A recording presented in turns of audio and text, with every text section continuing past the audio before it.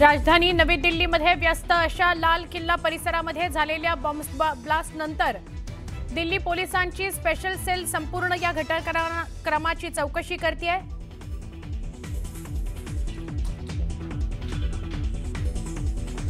षडयंत्र रचणाऱ्यांना सोडणार नाही, पंतप्रधान नरेंद्र मोदींचे उद्गार।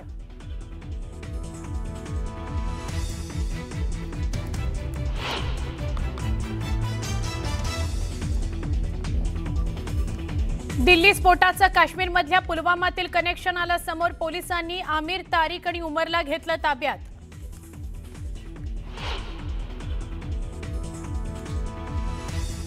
दिल्ली स्फोटात मारला गेलेला आरोपी डॉक्टर उमर असल्याची माहिती, उमर हाच स्फोटावेळेस कार चालवत असल्याची माहिती।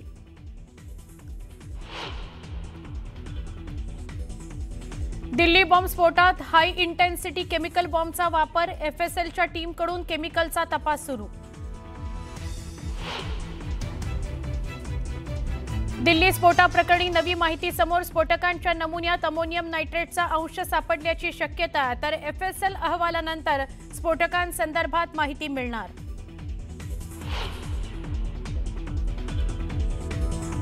दिल्ली बॉम्बस्फोट प्रकरणात काश्मीरपर्यंत छापेमारी आणि चौकशी सुरू, कार पार्किंगच्या जागी लावणाऱ्याची कसून चौकशी सुरू, दिल्ली बॉर्डरवरच्या सीसीटीव्ही फुटेजची ही तपासणी।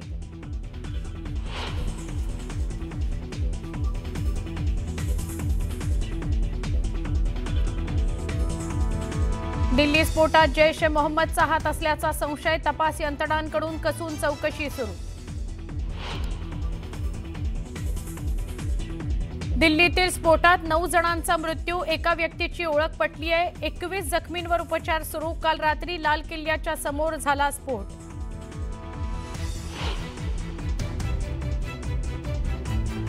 फरीदाबादमधून अटक झालेल्या शाहीनाचं जैश ए मोहम्मदशी कनेक्शन समोर, शाहीना जैश ए मोहम्मदच्या महिला विंगची भारतातली प्रमुख असल्याचा धक्कादायक खुलासा।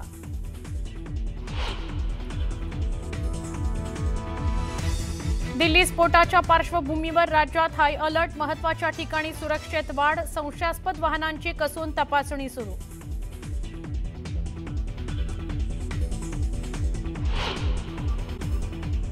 बातमीपत्रामध्ये आता पाहणार आहोत दुपारच्या महत्त्वाच्या 100 बातम्या अतिशय वेगवान स्वरूपात। सुरुवात करूया। राज्यातील 29 महानगरपालिकांची आरक्षण सोडतीला सुरुवात झाली आहे। आज जाहीर होणाऱ्या सोडतीकडे दिग्गज इच्छुक उमेदवारांचं लक्ष लागलंय। छत्रपती संभाजीनगरमध्ये पालिका निवडणुकीसाठी आरक्षण सोडतीला सुरुवात झाली आहे। डॉक्टर बाबासाहेब आंबेडकर मराठवाडा विद्यापीठाच्या नाट्यगृहात सोडतीचं आयोजन करण्यात आलं आणि यामुळे इच्छुक उमेदवारांची धाकधूक वाढली आहे।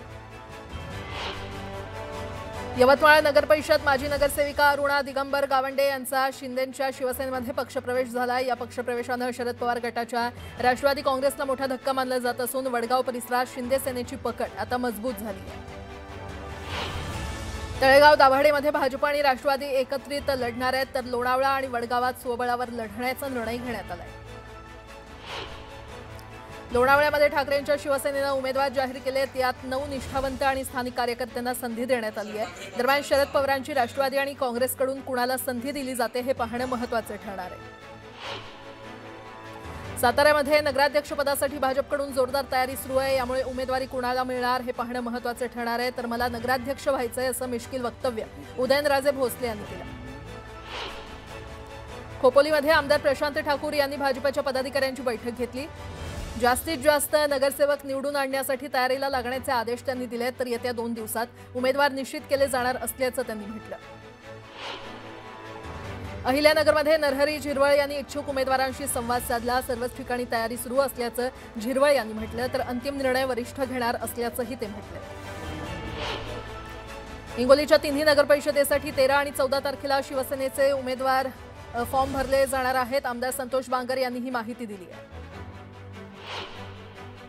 सोलापूर महापालिकेसाठी राष्ट्रवादीकडून जोरदार तयारी करण्यात येते। सोलापूर महानगरपालिकेमध्ये अबकी बार 50 पारचा नारा राष्ट्रवादीनं दिलाय।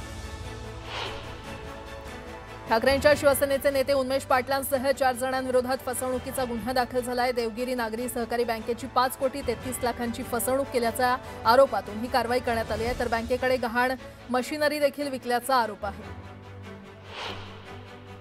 बच्चू कडूंच्या वाहनावर दगडफेक करणाऱ्याला 2 लाखांचं बक्षीस देण्याची घोषणा भाजपच्या दादासाहेब सोनमाळींनी केली आहे। कडूंनी विखेंचं वाहन फोडण्याच्या वक्तव्यावरून सोनमाळींनी कडूंना प्रत्युत्तर दिलं। बीडच्या माजल गावात मराठा आंदोलक मनोज जरांगेंनी आमदार प्रकाश सोळंके यांची भेट घेतली। यावेळी सोळंके कुटुंबियांनी जरांगेंचं स्वागत केलं। दरम्यान जरांगे आणि प्रकाश सोळंकेंमध्ये चर्चा झाली आहे। अमरावतीच्या कोंडेश्वरमध्ये विपश्यना केंद्र आणि विद्यार्थ्यांसाठी अभ्यासिकेची निर्मिती केली जाणार आहे। पालकमंत्री बावनकुळे यांच्या हस्ते विपश्यना केंद्राची पायाभरणी करण्यात आली। आता एक मोठी बातमी, लाल किल्ल्याजवळ झालेल्या धमाक्याचा सीसीटीव्ही फुटेज समोर आलाय। या फुटेजमध्ये स्फोटाचा तो क्षण स्पष्टपणे दिसतोय। जोरदार आवाजासह परिसरात धूर आणि गोंधळ निर्माण झाला।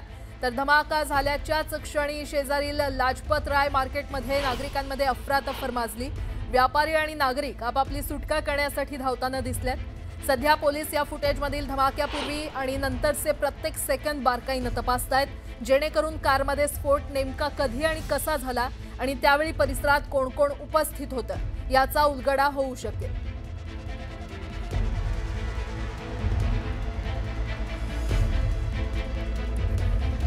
तर हा तो व्हिडिओ सध्या समोर आलेला आहे। स्फोटाचा आणखी एक व्हिडिओ समोर आलेला आहे। कशा पद्धतीने नागरिकांमध्ये खळबळ माजली या स्फोटानंतर ते या दृश्यांमध्ये कैद झाले।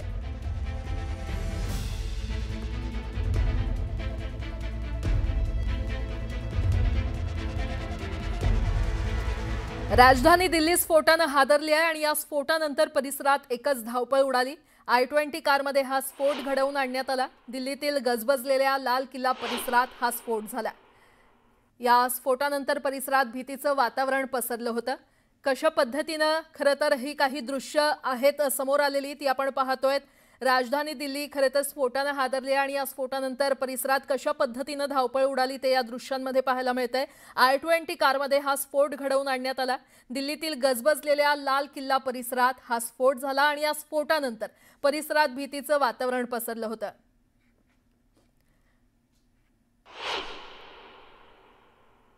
तर I-20 कारमध्ये हा स्फोट घडवून आणण्यात आला होता आणि त्यानंतर आता पोलिसांकडून कसून तपासणी सुरू आहे। कार कुणाच्या मालकीची, तिची खरेदी विक्री कुणी केली याचा तपास केला जातोय।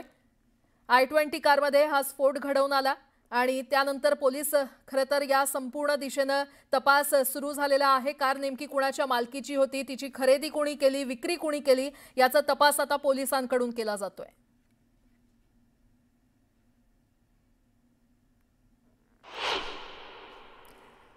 या लाल किल्ल्याजवळ नेमकं काय घडलं आपण ग्राफिक्सच्या माध्यमातून समजून घेऊयात। लाल किल्ला मेट्रो स्टेशन जवळ कारचा स्फोट झाला। गेट नंबर 1 जवळ I-20 कारमध्ये हा ब्लास्ट झाला। संध्याकाळी 6:45 शक्तिशाली स्फोट झाला आणि या स्फोटानंतर आसपासच्या कार जळून खाक झाल्या।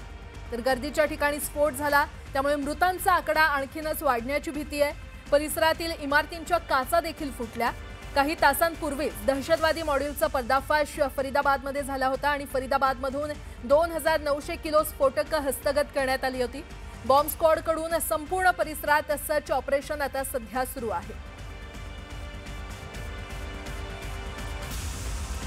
दरम्यान दिल्लीच्या स्फोटाप्रकरणी वेगवेगळ्या अँगलने सध्या पोलीस तपास करतायत आणि आतापर्यंत स्फोट कसा घडवण्यात आला हे स्पष्ट झालेलं नाहीये।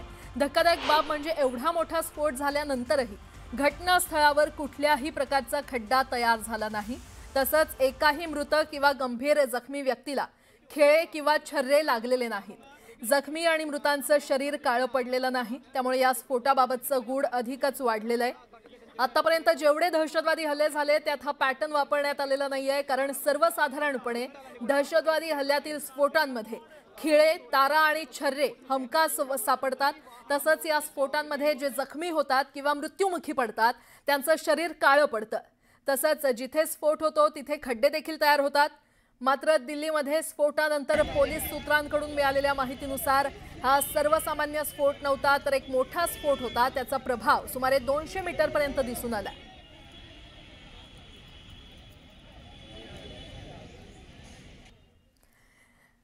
दरम्यान हा स्फोट नेमका कसा घडवला गेला आपण ते ग्राफिक्सच्या माध्यमातून पुन्हा एकदा समजून घेऊयात। स्फोटानंतर घटनास्थळावर खड्डा किंवा तशा प्रकारचे कोणतेच निशाण तिथे दिसले नाहीत। खिळे छर्रे हे घटनास्थळी सापडले नाहीत। मृत व्यक्तीचं शरीर हे काळं निळं देखील पडलं नाही। जखमींच्या शरीरावर कोणतंही केमिकल सापडलेलं नाहीये। त्या स्फोटात गाडी उद्ध्वस्त झाली आहे। स्फोटानंतर परिसरात आरडीएक्सचा गंध पसरला नाही। यापूर्वी अशा पद्धतीने स्फोट घडवण्यात आला नाहीये। तर फरीदाबादमधून अटक केलेल्या मॉड्यूलशी या स्फोटाचे धागेदोरे जोडले जात आहेत।